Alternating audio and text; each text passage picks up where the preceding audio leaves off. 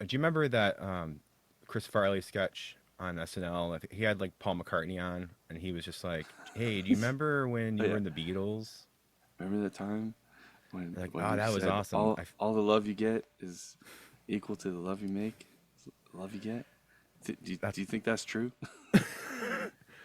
that's all I could think about. Like, cause like this album is just what could you possibly say about it? I know. Anyway, So yeah. let's start. Well, I hopefully we'll find some things. I hope so, or it's going to be a 5 minute episode, which Yeah. wouldn't be horrible. Anyway, here we go.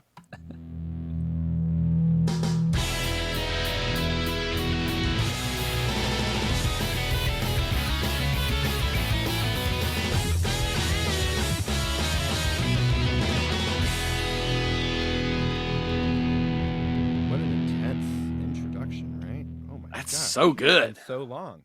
It's been a minute. It's been a minute, but we're back, folks. We It's us. are back. Perfect Album Podcast. Mm-hmm. It's your boys, Eric Peterson and Chris Sisley. We've been busy, Oh my so gosh. we've been away, but we are back with a banger today. A banger. Some might say the banger in regards to at least the types of albums that we've talked about previously. Although we haven't done all exclusively pop We've punk been and pretty emo. good. We've been pretty good. We did We've Sublime. We had the sprinkled, yeah, Beach Boys. I yeah. feel like there's some other opportunities in there to do some other stuff, but like I feel like it's we're coming at it from a perspective of people who grew up listening to like pop punk and like Yes, emo and hardcore music, which is yes, interesting. So yes. that being said, I'm sure you read it in the title of the podcast. We're doing Stay What You Are" by Saves the Day. We did last May, which is why we're doing it this May. We did Saves the May, where we did Through Being Cool, and Yep. then finally we've gotten to this one, and we're here to tackle this one. And I think now, having re-listened to this one a few times since we've decided to come back, I this one I may like this one slightly more than Through Being Cool. And Yeah. it could just be like the time in my life where I'm at currently, but I'm feeling this one a lot right now. This one is my favorite Saves the Day album. Hmm. And I put this album probably in my top five albums of maybe even top three of like the pop punk emo early 2000s, all of that into one big beautiful pie. This would be one of at least at least five ingredients, but maybe one of the top three ingredients you need for that. I would absolutely agree. I would absolutely agree. Yeah. I could think of a bunch of other ones, but we'll save those for Yes, other indeed. conversations. Yes, But indeed. for sure, I am just super pumped to talk about it. We've been gone for a while. I feel like a little catch up is probably in order. Sure. If Yeah. you again, I always have a problem with this part of it because I just assume that everyone that's listening to this also listens to Christmas Countdown. But I'm Sure. sure that can't possibly be true. So I'm maybe sure there's people have some no people who might idea. not know it. Yeah, yeah. Yeah. So I But mean, let's update them on how our life has been. yeah. My life's been okay. I got a new dog. His name's Marty. He's sleeping on the floor right here. I'm pretty pumped Beautiful. about that. We went almost a year since we lost our last one, Dave, and we had a bunch of trips we wanted to take, and boarding a dog's a bummer, so we wanted to get some of that travel, that wanderlust out of our system, so we can come back and we adopted a dog. I'm happy we did it, and so yeah, it's doing What that, breed is and he? What breed is he? we're gonna do one of those like DNA swab things Yeah. just to find out. I mean, he's like 35. He wears like a small harness, but he Mm-hmm. has like sort of like pit features, but he doesn't look anything like a pit except for maybe his eyebrows. But then I feel like I'm Yeah. looking too much into it now. Yeah. Where I'm just like staring at his face and just trying to like awaken his What are ancestors. you? Where are you from? It's an issue in New York City because they frown upon pit bulls in apartments. Sure. So, but he's passing as not that, so I don't think we have to worry about it. And Yeah. we've had him for like a week at this point, so I think we're in the clear. Do you know what we should add? You know when people are like, "Oh, if you could have like one superpower, what would it be? Would you want to be invisible or would you want to be able to fly?" Like I feel like that's a common sort of like conversation starter. I think something that we should include in the base three options of a general wish should be one of them is you could talk to your dog for a day. Like truly like talk to them. And I Oh think man, I might choose that more than being able to fly or be invisible for a day. being invisible. has always creeped me out. And people that say that, that's a red That flag. choose that. I agree. I agree. Flying seems very like chaotic. Like in movies, it seems like it'd be fun, but like in real life, you probably have to like have like gear. You have to Yeah, have you like a got to bring. Rocketeer helmet. I would assume you'd get sweaty. You'd want a change of clothes for I bet you would get whenever you get to your freezing. I bet you would be destination. so cold the entire time. I bet there's nothing good about flying besides maybe if you could fly but very slowly and very close to the ground, like Yeah, that would be good. maybe like 100 feet off of the ground, and you just kind of Sure. just like float. Although I will say, I just do you watch the show The Boys? Absolutely, yeah. Did you watch the finale? I haven't watched it. We're like two behind. I told my wife yesterday. I was like, we Okay. gotta finish it because it's gonna be harder and harder to get rid of these like the spoilers and Yeah, everything. so it premiered last night at midnight. I watched it at 12:10. I was Okay, like ready to go. I'm not gonna no spoilers or anything. sure. Um, but man, what an awesome show. Like I just have loved that show so much, and I just was thinking of, how Homelander flies. He flies very fast though. He seems to be able to fly like I could fly from Washington D.C. to Los Angeles in 2 minutes. That's pretty fast. Now, it's worth mentioning that you are in the boys Vought verse, right? That's a thing that's I known. I'm not sure if suppose people on the show, I people here it suppose might know, but so. feel free to tell them. Sure. So there was a song called "Let's Put the Christ Back in Christmas" that, if I think it's in season 3, was like an Ice Capades episode, and they were sort of teasing about the idea that like, oh, we can't say Christmas anymore. That the sort of conservatives really latch onto, and that song was very funny. It was sung in the show by Shoshana Bean, Andrew Reynolds, and James Monroe Iglehart, all Broadway people. But so I was not in the actual show, but the process of after they had released that song, they were trying to win an Emmy for it. And so there's a whole campaign for these things. And so I sang the Jesus part both at Comic Con. I did it on KTLA, the news out here in LA. I did it at multiple events and like screenings. So I got to be a part of the boys' verse, Vought verse, sort of tangentially, and it was very fun. So I root for that show, especially having done a little bit of that work, which was fun. Yeah, it's a good one. There was a spinoff that already came out. I didn't watch that one, but there's another spinoff that's coming out with Soldier Yes. Boy that Yes. I'll So probably get into that one. Gen V was that show got canceled though, which is kind of a bummer for them. But I think they maybe did 2 seasons, and that was about like kids that were like learning to become like at a superhero university sort of thing. That was run by Vought. And then the Soldier Boy is a prequel. That show sounds really cool, and it's like set in the 50s and 60s, which is gonna be cool. Yeah, But yeah, I'm but the I'm sure finale is. they'll. I'm excited for you to watch it because the finale was great. Yeah, I will reach out to you as soon as I finish it. Yeah, yeah, it's very good. I do have a couple. I do one thing I wanted to mention. I was on a podcast in like November, and this is the first I've had an Yes. opportunity to talk about it. But I just wanted to let them know that I thank them for coming on. I was on a podcast called the High School Never Ends podcast. I did a couple episodes of their Jeopardy shows. Had a lot of fun, so I wanted to make And you sure did I great. squeeze it. You I did very represented good. well. I did very well. I don't want to like spoil anything, but I did. I mean, I was on twice, if that helps. Like I was on. I Yes. wasn't on the one time. I was on twice. But Read yeah, into it was that what you awesome. will. One other thing I saw. I know you do memes and things on the Christmas countdown. I don't have a Yes. meme necessarily, but I saw something that I saved in one of my folders on Instagram that I wanted to mention that I had no idea, and I pulled up a queue to talk about it as well. You're familiar, I would assume, I would hope, with Jack's Mannequin, and Yes. Oh, yes, obviously, yes. so good. Andrew McMahon, who Yeah. singer from Something Corporate, Something corporate. Yeah. so good. It's another drive-through band. He had a like a little side project after Something Corporate called Jack's Mannequin. And when he was recording that, and I don't know if you saw this, it was slightly viral last year, I think. I'm not really sure. But when he was recording it, he has the same management as Tommy Lee from Motley Crue. Okay. And Motley Crue, or Tommy Lee was a huge fan of Me and the Moon by Something Corporate. Yeah. And I guess reached out to Andrew and was like, just like they started working on projects together a little bit. And Tommy plays the drums on almost all the songs on the first Jack's Mannequin album. Wow, that is a great tidbit that I was Yeah, totally unaware of. and I had no idea. I'm gonna play you a little bit of "Bruised," and And see if we can tell that it's it, Tommy Lee. it almost sounds like a duet when you because like I've never heard a song get so much like drum play and drum and like the drums are up high. Amazing. Like you know he's Yeah, in this one, but it's here. yeah. This is a little bit of "Bruised."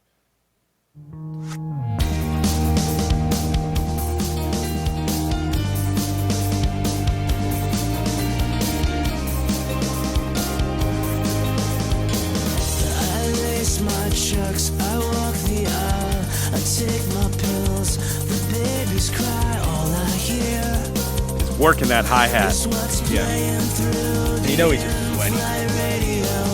Now every word And I picture like I remember his house when he was on Cribs, and he had like a Yeah, really fuzzy like bathroom. I imagine his house is still very similar to what that yeah, is. yeah. But I imagine it's just like yeah, My it favorite, was a my wild favorite scene. part of that Tommy Lee Cribs was, I believe he was the one that had a Taco Bell in his house.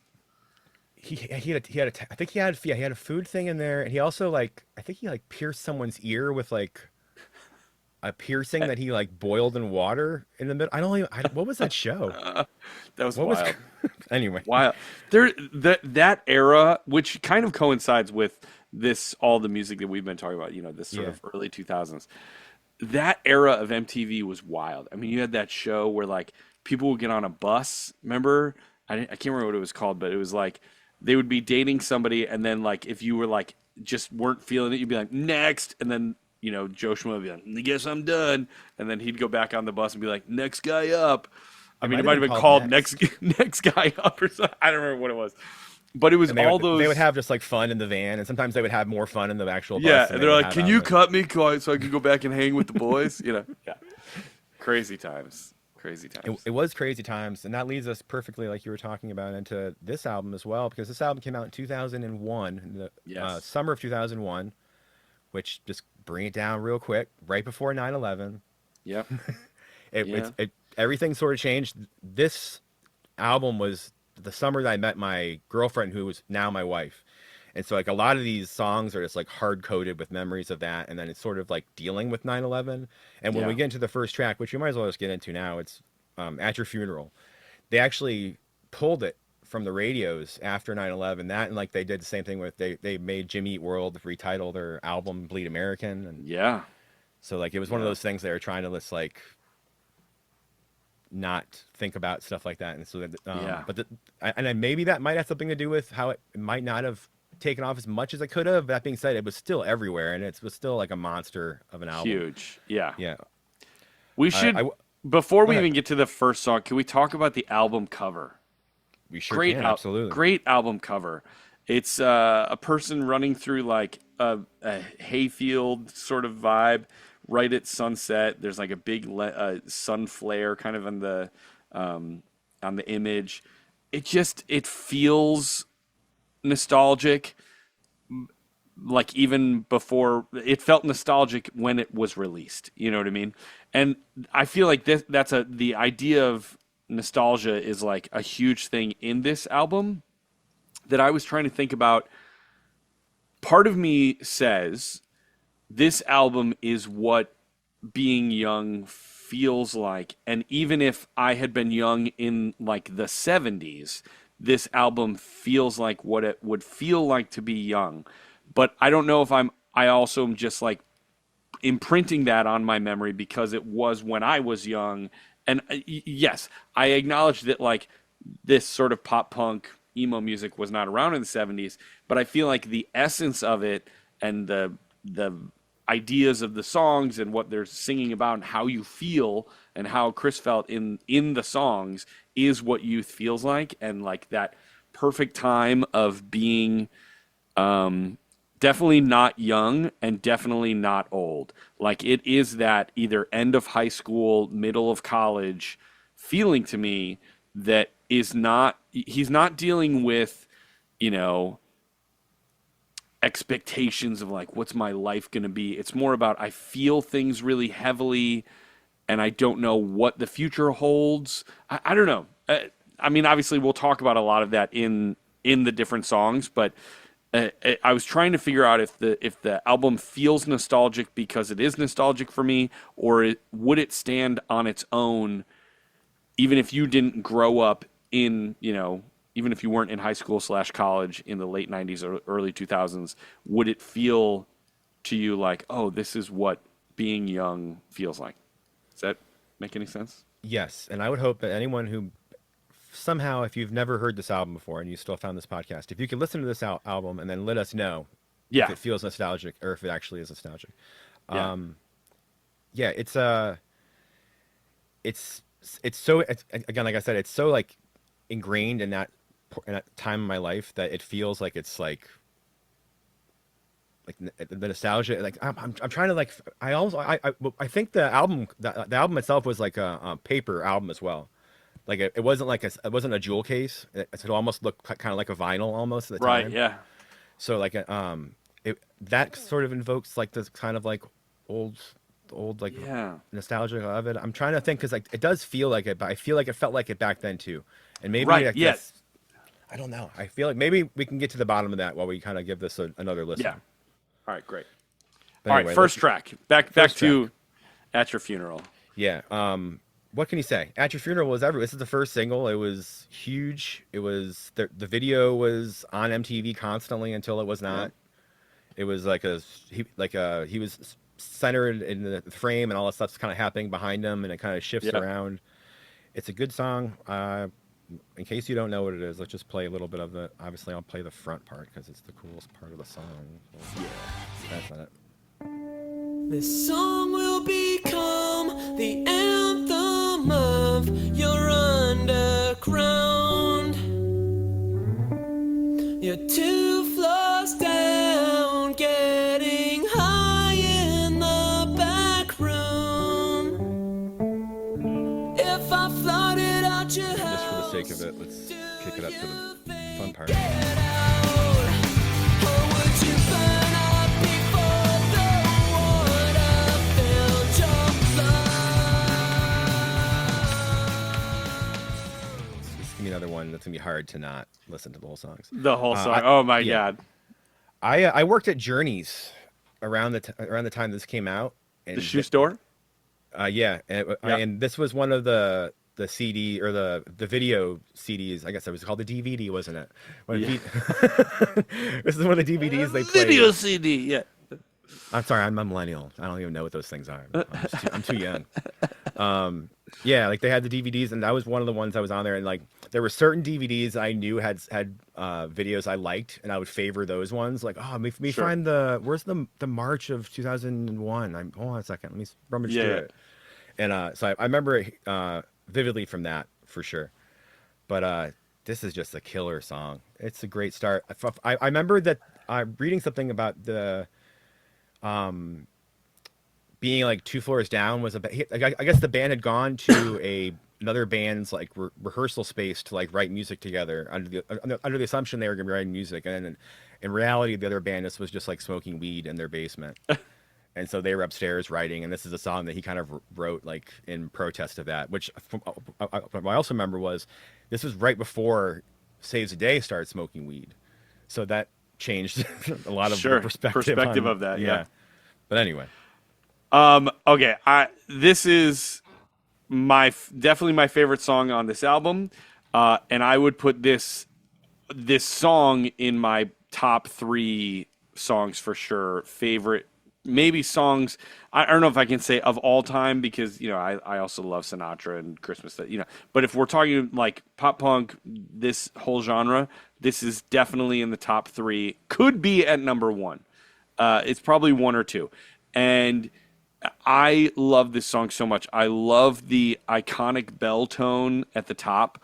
One thing that I realized, and I think our listeners will appreciate this, not every single song, but most of the songs, I wrote a band that I think was heavily influenced by this record.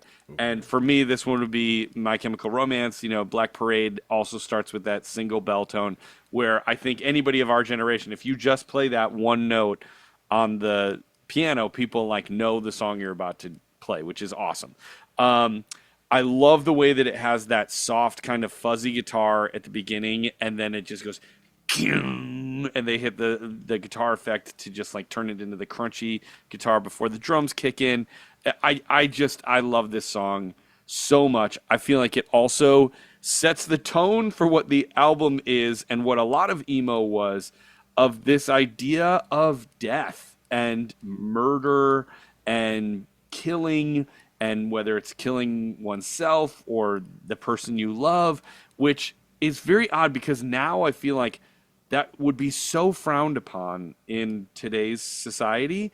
And it was, I don't remember it being even blinked at back in the day. Like it just was thought of as poetry, and that, oh, we just feel things so much. I mean, there's like the, probably in my opinion the best emo lyric of all time is the Taking Back Sunday, slit my throat, so if you, what is it, if you slit my throat, I'd bleed on your shirt. Oh, gosh, now I'm blanking. I'd apologize for bleeding on your shirt. Apologize for bleeding on your shirt, which is like, it's so dark and and twisted, but like it also is saying I love you so much that like this intense way of feeling is associated with it. So, but I feel like this song kind of starts off by being like, you're gonna die, and how am I gonna feel about that? How are you gonna feel about that? I don't know. It's just so good. It's so good. Yeah. Love that song. Yeah. It's a good start for sure. Huge start. Huge start. Out the gates with the yes first single. That's how you do it. Next song is "See You." Yeah.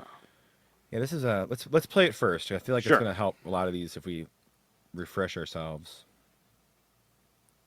Let's see what this one's all about. And where it lands is where it lands. I guess that I will get another head, then get on with my life, leave you somewhere beneath the waves of time. And I'll wear glass shoes and plastic wrap. No, I'll just wear my insides. Yeah. So good. Okay, the band that I feel influenced by this song is Phoenix TX. Okay, for sure. Got kind of that like almost surf punk, pop punk kind of rhythm to it. I love a descending harmony line is one of my favorite things when the melody is, might be doing whatever it's doing, but that the harmony line is essentially going do do do do like that, just like working down to the root note is one of my favorite things, and it does this. This song is so like danceable, which is kind of cool. It makes you feel like you're at a concert. I love. I really like this one. This feels very classic pop punk, less of the sort of indie feel that some of the other songs feel.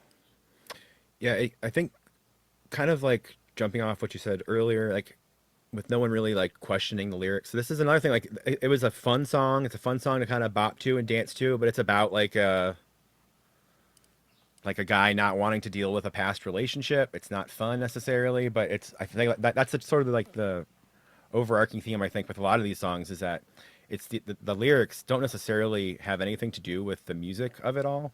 Right. And it allows you to kind of take in this guy's like pain or whatever he's doing or his poetry assignments or whatever, and kind of like take it in a way that's pleasurable and that you can listen to it and that you can more listen palatable, to it 25 years later and still think it's awesome. Yeah, that's so true. And I wonder, like, if they ever, like, I'm sure every song in every band is different, but it's almost as if, like, the band wrote, like, a great guitar, bass, drums part, and then Chris was like, oh, this is the poem I wrote this morning. But there was no sense of, like, well, that doesn't match. They were just like, all right, let's put it in, I saw something else where Chris had talked about in between through being cool in this album, they all sat down as a band and talked about it, and everyone else in the band told him basically like, we don't want to play fast songs anymore because we don't feel comfortable playing fast songs. Okay. And so this was there was a shift musically where he was like totally fine with it, but like they started to play slower music. There's a couple of faster songs in here, but it doesn't like rock as hard as like some of like the more hardcore influence songs that they did earlier. Yeah. Which I thought was fun. And I think that might have something to do with. This is also the record where Chris discovered the Beatles, and so You there's a can lot tell. more like melodic stuff happening there, and like it's Yeah. not necessarily rooted in. Well, he Slaves Today started in more like melodic hardcore, which is Yeah. it's not like the growling, like the horrible hardcore that I'm not saying hardcore's horrible, but it's not fun to listen to Yeah. sometimes. Yeah. But but he started with that, and so like I feel like this is an interesting way to kind of like seeing like how like someone's musical journey can kind of like take its own route within the parameters that he's kind of like set up, where like the music's not going to necessarily line up with the lyrics, and the lyrics are sometimes going to be like a little twisted and sometimes incredibly twisted, Yep. but I'm going to dare you not to like enjoy every single song. Right. Yeah. Yeah. Yeah. Yeah. I love that. That's great. So that's that. Track 3 is the first of 2 songs that was recorded in LA, and I feel like it has that sort of LA vibe. This one's Cars and Calories. I'll play a second of Cars and Calories. Why Great. not, right? Life was magazines and faithful TV screens, selling an empty dream of cars and calories. Everything Cars and Calories. It's a song about someone obsessed with all that celebrity, and I guess it's Yeah. still going on, but now through social media and stuff. But it's a never-ending sort of a thing, I guess. I read somewhere that the band was living in Gerard Butler's subleased apartment when they were recording this song. There you go. So There you go. look around, you could find a really cool apartment possibly Yeah. in LA. Yeah. I love this one. This one again feels like it is influenced a lot of bands. I did not know that aspect of the Beatles, but that makes sense because this song has so many like changing time signatures in it, which is really cool, and definitely was a step forward for them musically, just because most pop punk bands really are working in a very basic A B kind of structure, and it was like, verse, pre-chorus, chorus, but changing up time signatures was more advanced, musically. I love, this is the one where he says grew up in East LA, which is, I always, now that I live in LA, I dig that part. But I like this one. It feels, we were talking about those early days of MTV, and in 2001 and the late 90s, like it was shows like Cribs that where people were showing, look at the 10 cars that I have, and the celebrity culture and a incredibly like kind of vapid materialistic culture was so prevalent for young people. Like I don't remember many people, and I suppose I'm sure some kids that were like really into emo were like, we were against this the whole time, but like the culture was really heavily into that, very just like being cool and having lots of cars and a fake tan and being skinny, and all those things that we now think of as kind of gross were everywhere. Yeah. I remember this one being growing up, or when I was listening to the song originally, I was like, this is probably my favorite of the songs on the album. And it's certainly one of them still, but I'm not sure if it's my favorite. I feel like I'm having a hard time figuring out which my favorite song of the album is. Maybe we can figure that out as we Sure, at the end, yeah. Yeah. Let's keep moving to the second song Yeah. that was recorded in LA, Certain Tragedy. Let's play a little Okay, bit of yeah. that.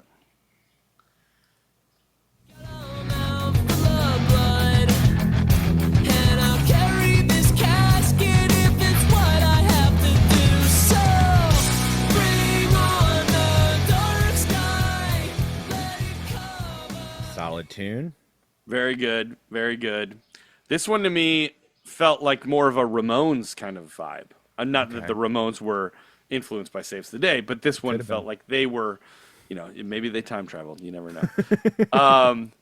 I love in this one, kind of so much of the album is melodramatic and sort of what we were talking about, that sort of like storytelling in this epic kind of feeling.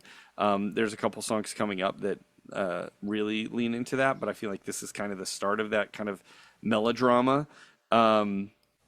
which was, again, I think what was cool about these bands is they were, as we were just talking about, that at this time, everything was so sort of surface level and vapid, and these guys were like actually digging into their feelings and being vulnerable and not just being trying to be cool, which so much of society was doing. I don't know. I love this song. This is one of my favorites. I like the tight harmonies in this one too. Yeah, I don't have too much. Let me see if I have anything. Even one lyric I have written down is, even the most beautiful of all roses must someday crumble to dust and fade away. It's certain tragedy. We get it, dude. You're depressed, We're all gonna die. but it's good. You can't a good fault it. It's a good song, and the lyrics catch you when you need them to catch you. And so I appreciated it back then. Obviously, I still appreciate it today. Yeah. All right, here we go. Let's pushing right on to track 5, Jukebox Breakdown. Let me play a little bit of that one then.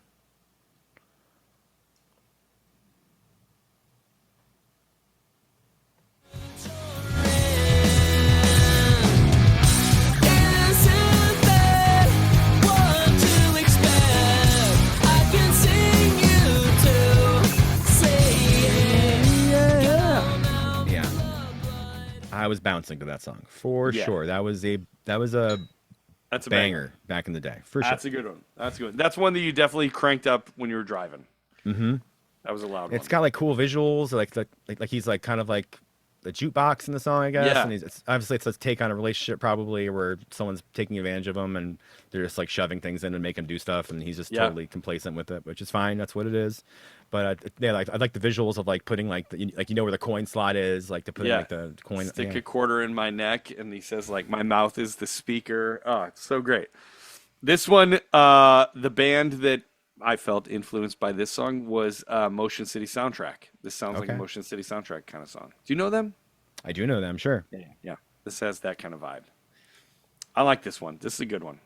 I really like this one. Yeah, this was a good one, which leads us to another good one, but unfortunately they're all good ones. This is Freakish. This was the second single. This one you might have heard of if you listened to the radio back in the day. Here's a little bit of it. I'm going to talk over it slightly, just make it more difficult for myself to edit this later. In this video, they had like puppets or Muppet Yeah, style puppets. Muppets. Yeah. And it reminded me, because this is a story that I wasn't going to tell, but I probably will tell, just because I have stuff around here. My wife used to work at a prop store in Brooklyn that used to take in props from old TV shows, and they would rent them out to other TV shows and stuff. And so there's an episode of 30 Rock where there was a whole segment where all the cast was puppets. And so when 30 Rock wrapped, we got all their things, Oh, cool. but they took all the eyes and stuff off of them. Yeah. So I'm not really sure what that was about, but these are like from like the show. That is That- so cool. Yeah. I love that. That's great. It's a very strange thing to have, but we Sure. But when it's within arm's reach, you got to pull it in. Yeah, well, we were doing like a puppet thing. Well, yeah, I have a kid. That's what happens. They get repurposed and anyway. Yeah, Freakish was awesome. It's a good song. I like it. What is Yeah. there to say about it?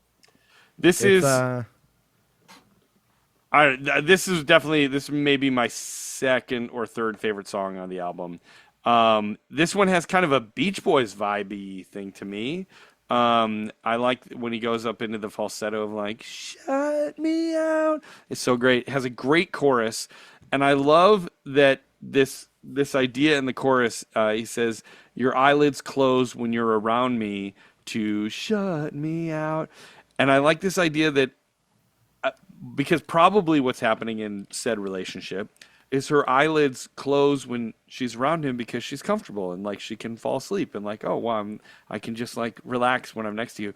But the heart of an emo boy says you're closing your eyes to shut me out because and like look, and who knows whether that is true or as a true emo kid you're just looking to like feel feelings really hard and really intensely. Either way makes for great art for us, the listener. But I love that idea that, You shut your eyes when you're around me just to shut me out is great. Yeah. See, that's why it's hard now. I can't. They're all just like that one, especially is just so good. It's That great. one may be my favorite one. I want to say it could be the last track as well, which we'll get to when we get to it. Yeah. But we have a couple more tracks to get through first. This one's track 7. This one is As the Ghost Takes Flight. A little bump of that. People on the street are collecting in dismay before their eyes. Your head lifts towards the sky, and that's the last thing they'll remember of you. 'Cause I take your blood. Down This my one throat. is a pretty disgusting song. Yes.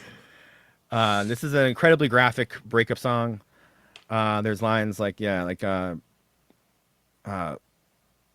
drinking blood and having a grenade stuck in your teeth, Yep. all that craziness. It's a wild track, but again, it was one of those ones in the car where I was definitely blasting it. And I feel like a lot of these songs too, like even though I did have access to liner notes when these were coming out, like I don't remember necessarily all of the lyrics. So this has been a good opportunity for me to go back and be like, is that what I've been singing this whole time? Like, Yes. You totally, that is so true. Like you just sing, sometimes not even realizing what the words are, but you remember them almost phonetically. Like you almost like, at least for me, like it's almost as if I didn't speak English and I just like, you hear people in like Europe, sing a Queen song or something and they're like, I don't know what I'm saying, but I'm singing the words. Sometimes it feels like that because, it just you heard it so much that you weren't really breaking it down. This one is very dark. For me, the band that feels influenced by this song would be Taking Back Sunday. And I said, what did I say? Can we talk about how lyrics really were creative and poetry back then as opposed to now? We kind of said that at the beginning. But yeah, the line about, I drink your blood, feel it dripping down my throat and heading for my heart. That would get you arrested today. That's some Army Hammer kind of stuff. Which, we don't do that too much anymore. It's just so good. I love this one. This is a great one. yeah. Very dark though, but really good. Yeah, I mean, that's just how it's gonna have to be, I guess. Yeah. So this next one is Nightingale. This is a love song. Oh, I love this Play a one. little bit of this one. Keep you by my side, and I'll stare off through the darkness to find us a kingdom. Just kiss me before I go. And again, this album to me at least is hard coded in my relationship with my wife. So this Yeah. one especially, like this was like, this is like the one that I was like, yeah, this is the one. This is how I feel about this person. Yeah. This song is so great. This is another one of my favorites on the album. It's epic. It is, like you were saying, it's kind of how I felt about love at that age. It felt epic and dreamy and melodic, and I also like that this one is kind of less pop punk and a little bit more California indie is what I wrote. And this whole song to me feels like a slow motion music video. Like I feel like when you listen to it, you can kind of imagine how I don't know if they did a music video for it, but it would be like, scenes of like a couple being in love and dealing with the things you deal with, but everything would be like in slow motion and there'd be like paint cans exploding behind it, but all in slow motion. That's what the feeling that gets evoked for me when I listen to this song. And that's certainly the type of music video that would have come out around that time as well. Yeah, totally. For sure. Yeah, it's a solid track. Speaking of, here we are, track number 9, All I'm Losing Is Me. God, goodness gracious. I'm going to be so bummed when we finish this episode because I'm not going to have an excuse to listen to this all time. No. But anyway, here we are. Here's a little bit of All I'm Losing Is Me.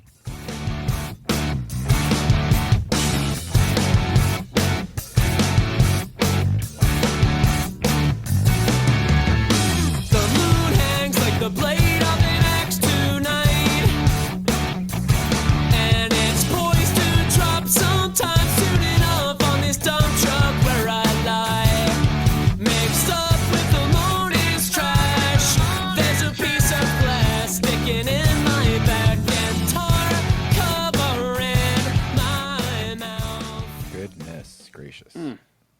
Great lyrics. Great. I mean, these songs are so good. Now, here's something that we have to talk about. While when you hear each song, and some are, Nightingale, At Your Funeral, I think kind of stand out as sounding different. But a lot of these songs do sound very similar. And it's interesting to me that it's almost like Chris found I'd love to do like a music breakdown of this album and see did what is the how many notes did he use? Because I feel like so many of the melodies are about the same kind of 5 note. Like he figured out la da da da da. Like he kind of lives in that kind of melodic space. And then, obviously each one is different, but they all are they're living in the same world for sure. This one to me, I love the chorus. The all I'm losing is me gets repeated over and over, which is really fun at the end there. The bands that this one reminded me of was Alkaline Trio, a little Green Day, and then did you ever know the band Student Rick? You ever heard of them? Oh man, that sounds familiar. I saw them in sounds a familiar. VFW in Peoria when I was in college, but I still listen to I bought their record, and then they do have stuff on Spotify, so I listen to it a lot. I don't know that they ever got big, but Student Rick was this song reminds me of that band. I will check out Student Ring. I should also mention, if you look in the links of the episode, I'll put a playlist on so you can listen to all the songs we talked about, even ones that aren't necessarily Save the Day songs, anything we talk about. Sure. So there'll be a Student Rick song in there, I promise you on that. Yeah, this is a crazy one. This is sort of this one feels very suffocating. I think it feels suffocating because of the lyrics.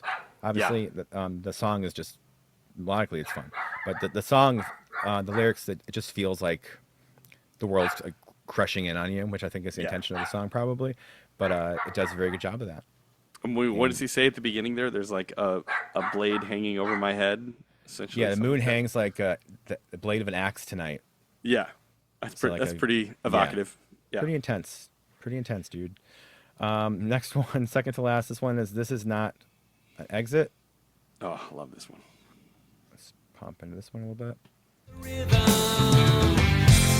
of the waves, bobbing us up, crest fall to troughs, feel our gills open up and sail belly up to the clouds.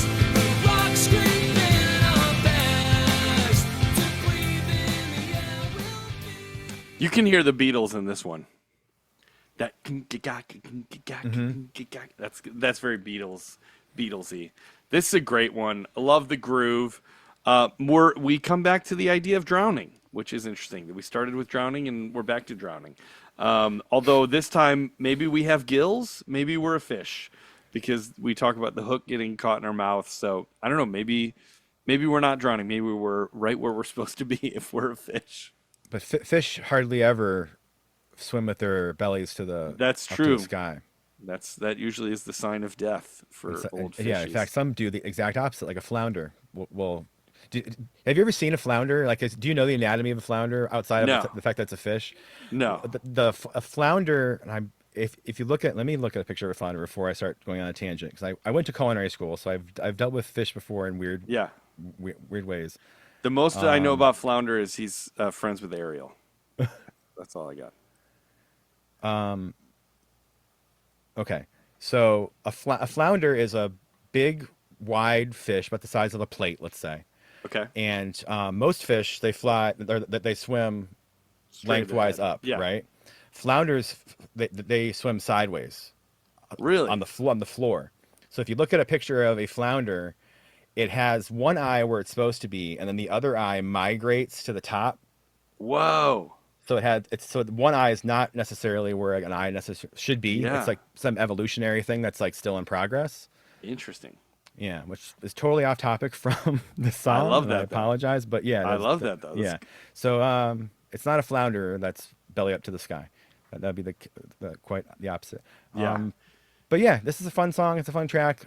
I feel like I like saying that because it's such an easy way to talk myself out of feeling bad for not having more to say about such an awesome. No, but it's a good. I'll Yeah. tell you this. I wrote down a long lyric. It's kind of the whole Okay. last lyric of this, Do it. but it's so good. It says, "Just sail belly up to the clouds, the rocks scraping your back to breathe in the air will be the only thing that you have, and your love will be warm nights with pockets of moonlight." Great line. Your love will be warm nights with pockets of moonlight, spotlighting you as you drift, the actor in this play. As you walk across the stage, take a bow, hear the applause, and as the curtain falls, just know you did it all. The best that you knew, the best that you knew how, and oh, you did it all. The best that you knew how, and you can hear them cheering now. So let us smile out and show your teeth, because you know you lived it well. I mean, that's like a graduation speech. It's great. Yeah, it feels out of place, but it's a beautiful sentiment for sure. Great, yeah. Yeah, it's You know, it's funny. I like that it's the penultimate track to the album, but it almost feels like this is the end of the show, and then the track 11, which is another great song, feels like the music that they play when you're walking out of the theater. You know what I let's mean? hear a little bit of that. Next Yeah. track is Firefly. After all the rounds of pouring whiskey down the barrel of our guns, trampled on your hand. We're rolling, we're yelling through the streets, and I'm out of my fucking mind. And I know you're next to me. Yeah, I'm thinking this is my favorite song on the album. I think Yeah? so. I think it might It's a be. good one. I think it might be. It's buried, but I like it a lot. Yeah, it's another fun one. It's about fast play. I wrote down wrapping up one last fast paced song about codependency. Great. Yeah, yeah. Which a lot of those songs were about, for sure. Yeah, that's a great closer to me. Yeah, it, like I said, it feels like it's like a credits song. Like, you know, I one of my favorite movies, especially of that time, is Can't Hardly Wait, and this feels like a song that would play like during the credits of Can't Hardly Wait. It's great. The whole album. I just think that it feels so like a slice of life in time. And again, I come back to this idea of nostalgia, and do we feel like this is an album that is nostalgic because it is nostalgic for us because of when it came out and what it represented for us at that time in our lives? Or does it perfectly capture that feeling of being young and in your, you know, late teens, early 20s, before life has really made things hard for you and you're just kind of trying? The biggest things that you're grappling with are like, are you in love? Does the person that you love you back? And are you all that you were maybe meant to be without the sort of like crushing feeling of true adulthood and like responsibilities? Like, there are albums that deal with that. That is not this album. This album is definitely dealing with youth and the feelings of being young and alive and feeling emotions heavily. But I don't know. Is it maybe, and maybe it's both. Maybe it is nostalgic for us because we listened to it in that time of our lives, but it also captured what that time was perfectly. Yeah, so let us know if you agree with that. I think I do. I would love to hear what everyone has to say about this album. If they agree with the nostalgia, just tell us what you think in general. You can reach us on Instagram at Perfect Albums Pod. There's a link in the show notes, so don't worry about it. It's just there. Just click it when you have a minute and let us know. Reach out. We're happy to talk to you. We don't have a closer or a closeout.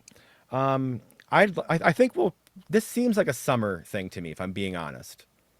Yeah. So I think we can probably shoot to have a couple more episodes coming out your way in the next This summer, few yeah. months. Yeah. We talked about, should we just say maybe Dookie? I think we got to do Dookie next. I let's feel just like do Dookie next. Yeah, we've been sort of circling that. Yeah. And I think we got to do it. Let's So do that's Dookie it. next. Next month we'll see you guys for Dookie. Until then, signing off or whatever. How do you do it? It's been Eric and Chris, and this is the Perfect Album Podcast. Yeah! Heck yeah, man. That was dope. See you, everybody.